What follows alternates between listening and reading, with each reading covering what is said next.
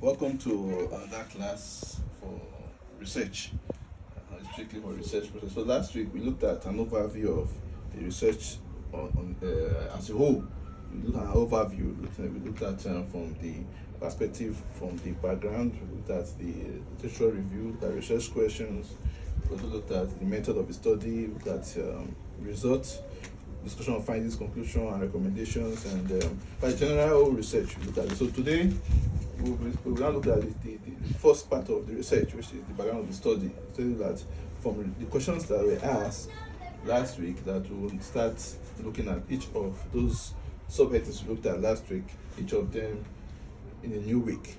So an assignment was given to the class that class should bring out abstracts from each of their research interests. I think later we'll look at that briefly. So moving forward, this is background of the study, just as the language, the word is background. If you say background, I mean like an overview of your research interest, what your topic is. You want to look at, you want to describe to the audience, this is the topic. Why am I doing it?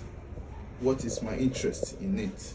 And then you want the audience also have an overview of your topic you are discussing. So that is what we call what the background of the study. Because without the background, just the topic alone won't give us an insight of the topic. So we need to have an insight. Your audience, or if you are writing for a research grant, to have an insight. If it's for your degree dissertation, your professors need to have an insight of your study. So in the background, the first thing, you can divide it into various paragraphs. It's just like the various paragraphs which you can use to write your background of the study. Just an example, the first thing in the background is that you must write an introduction of the topic. Choose the topic first of all. Like if peradventure, like last week we looked at waste recycling. That was the topic we said we were using as our sample, waste recycling. So I want to write the introduction of the topic. I have to tell my audience what is waste recycling. I have to go deep, find treasures on it, define what waste recycling, give a general overview of what waste recycling is from various perspectives. And let me tell them my own understanding of what it is, waste recycling. What it's all about. That is the first thing I must do. Because some people may have various messages about waste recycling. And so I have to discuss it critically. This is what it means from my own perspective, from this study. Because some people, if you are doing a study on waste recycling, some people will say, or on recycling, recycling can mean different things. But we must streamline your work that this is the recycling you are dealing with. You must discuss it in the introduction. You must define it. Then the context. In what context are you using it? The recycling I'm working on right now, if peradventure we're dealing with on waste recycling, the context is very, very key. Now I've introduced what waste recycling is about. In what context? Is it on a global scale, or a national scale, or in a local scale? So I'm not streamlining it. Okay, maybe I'm working on waste recycling in terms of maybe recycling of plastic waste, or waste recycling in terms of recycling of cans, metallic waste. So it depends. So but I'm saying recycling in general waste recycling. So I'm dealing with the context I want my study to be in. Then my own context too, I can also say, okay, the context in this study is to find out their knowledge of waste recycling. You understand? By what we said last week, that our topic was on knowledge attitude towards waste recycling. So if I define what recycling is, in context, I want to look at if people know about what's called waste recycling. I have like a paragraph dealing with that. So the first thing I will see, let me recap. First thing I look at in what introduction, introducing what is waste, what recycling, discusses in general, what it's all about. Let people know why, let people see what recycling is all about. Then the context, in what aspect of it? Am I looking at it in international scale, in national scale, or a local scale? I will discuss that briefly. Then I look at it. Am I looking at recycling also like that? No. And it's not to be about in our last discussion. In our research, it must be specific, it must be measurable, and must be searchable. So last week we were looking at our knowledge attitude, if the audience have knowledge attitude towards which I can study it. So in our context now, what we are our main aim will be what we look at the knowledge of recycling. Exactly. Or an attitude towards recycling, a contest where we will be writing our work on. Then existing structure to the topic.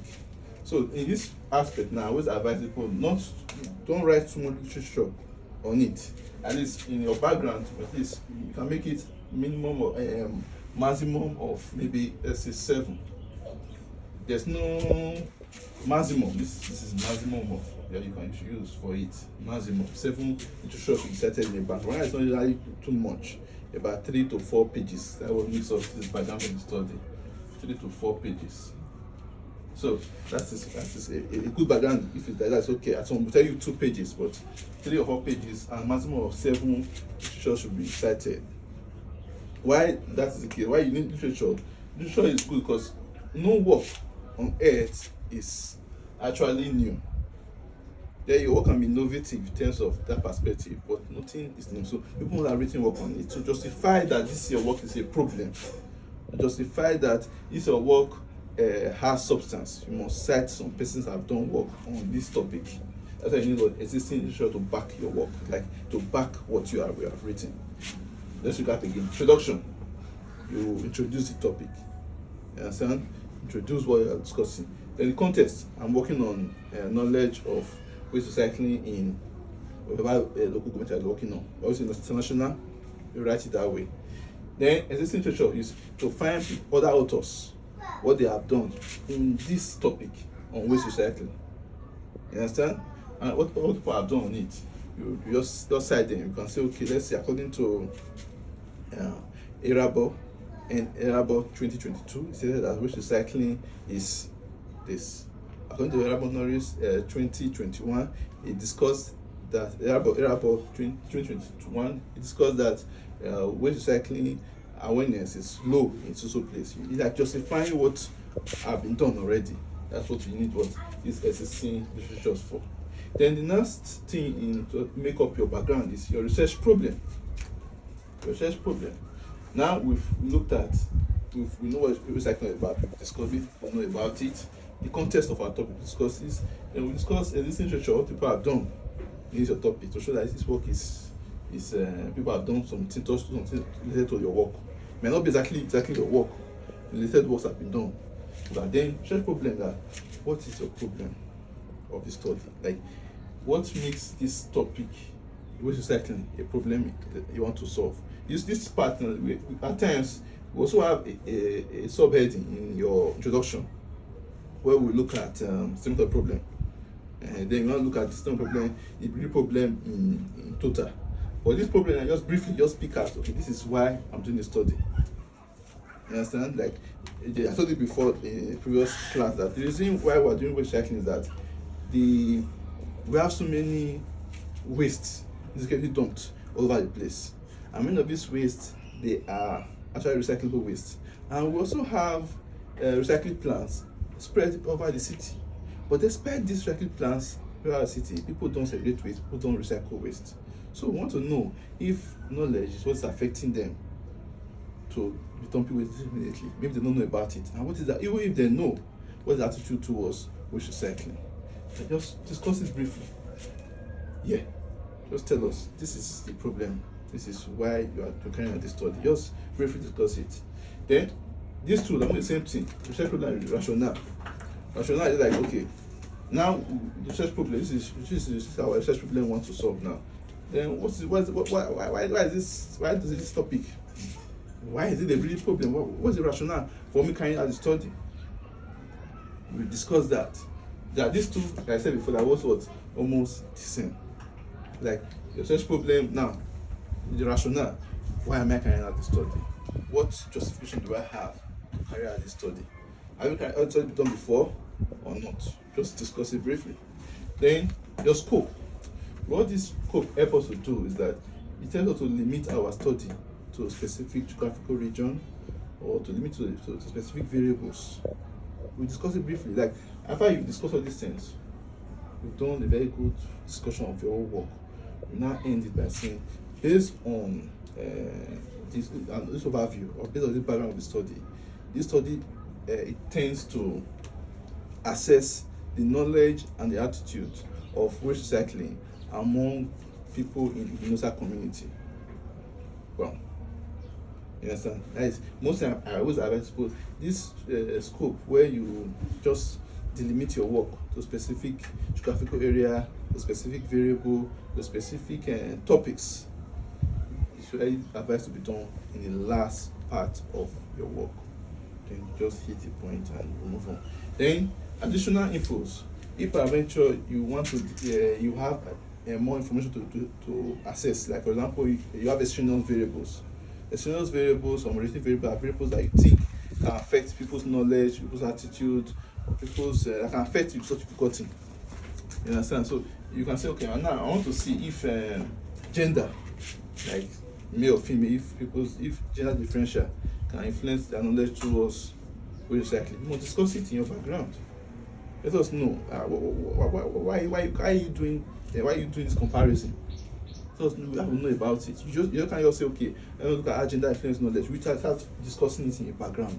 It's not possible. You must have a little discussion about that too. That will come out in the additional information aspect of it. You can say, okay, after the agenda influence, you have to look at that's okay. In this study, we'll be looking at how gender influence people's knowledge. Whether males will do better than females, because this has been done by concerted work that have been done on it. Or this will help us know if individual differences influence your study. You understand? You have to discuss it briefly. That's additional information. So we all recap what we've discussed so far, for further discussion. So we've just talked about how to do your background of the study. Some people, if they are given a topic, you say, you want background study, they're so confused. It's not so confused. Very easy. Just introduce your topic. This is this topic you are doing. Don't discuss it, don't define it for us. So let me be. Then, but in your own words, you can if I read it different words, you can define this is what I understand about the study, about recycling. Then your context. What are you doing it? Are you doing it in a general or local? You can start from the general term. You can go to the international term. You can go to the international term and local term. But you not specify what you are. This is where you are basing your work on this social community. Define it there. Existing research topics. Existing related literature. Sorry, I didn't want to specify that. Existing related literature. Yeah, to topics that you must actually cite literatures. Literatures are what people have done before in this topic. You must discuss that. You must bring that out. At least maximum of 7. Although there's no specific number.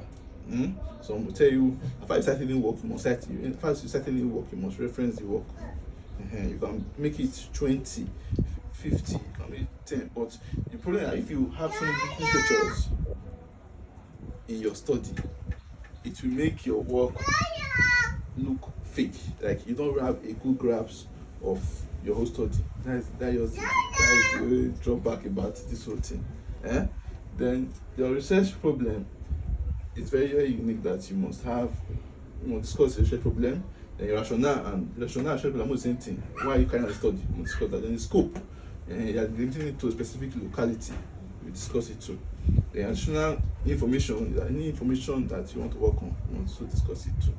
In view of this, I think we've run through this whole background briefly. And if you have any question, please put in the comment section. If you need clarification, let me know. Hopefully next week we will look at symptom of the problem. So this is a bit with breaking down the research process. So I believe with this, you can sit down after you get your topic or your interest. You can write down your research topic easily and discuss your background easily without stress. Thank you for listening. Have a nice day. Awesome.